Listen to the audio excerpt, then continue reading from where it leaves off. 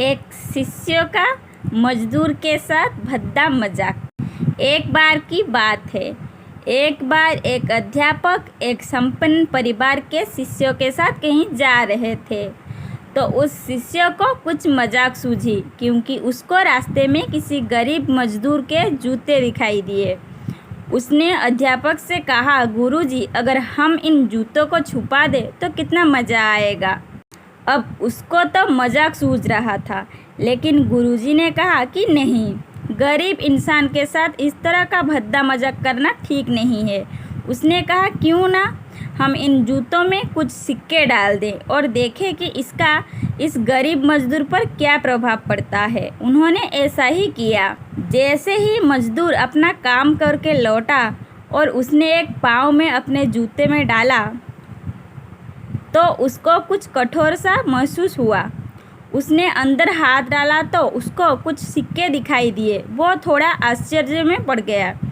आसपास किसी को देखा तो कोई भी दिखाई नहीं दिया। वापस उसने दूसरा पैर अपने जूते में डाला और वापस उसको उसमें कुछ सिक्के दिखाई दिए। अब दोनों जूतों के सिक्कों को उसने अपने हाथों में रखा और प्रभु की तरफ इशारा किया। हे प्रभु, पता नहीं किस भोले मानुस ने ये सिक्के मेरे जूतों में छुपाए हैं, लेकिन जिसने भी छुपाए हैं उसको मेरी दुआ है, ताकि इन पैसों से मैं अपने बच्चों और पत्नी के लिए कुछ खाना और दवाइयाँ ला सकूँगा। और इतना बोलकर वो चला गया। इस बात को शिष्यों और अध्यापक दोनों सुन रहे थे। अब अध्यापक ने शिष्यों से पूछा कि अब तुम मुझे बताओ कि तुम्हें क्या महसूस हुआ, तुम्हारी पहले वाली मजाक या मेरा यह तरीका। तो उसने कहा कि गुरुजी, मैं आपसे क्षमा चाहता हूँ।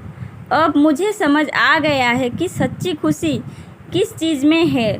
जब हम किसी की मजाक उड़ाते तो हमें कुछ पल का आनंद मिलता है, लेकिन इसमें हमें बद्दुआ मिलती है। लेकिन अगर हम किसी की मुश्किल परिस्थिति में मदद करते हैं और जिसकी भी हम मदद करते हैं उसको भी नहीं पता कि हमने उसकी मदद की है, लेकिन अंदर ही अंदर हमें पता है कि हमने उस इंसान की मदद की है, यही सच्ची खुशी है। जब हम दूसरों को खुशी देते हैं तो हमें सच्ची खुशी मिलती है। इसी तरह खुशियाँ बांटते रहिए, लोगों की मदद करते रहिए और दान करते रहिए। जिसका भी आप काबिल हो, जितना भी आपसे बन पड़े दान करें, लेकिन दान ज़रूर करें।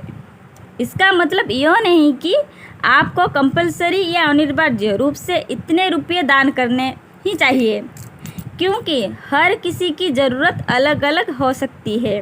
अगर आप किसी को पैसों का दान नहीं कर सकते तो कम से कम चीज़ों का दान तो कर ही सकते हैं।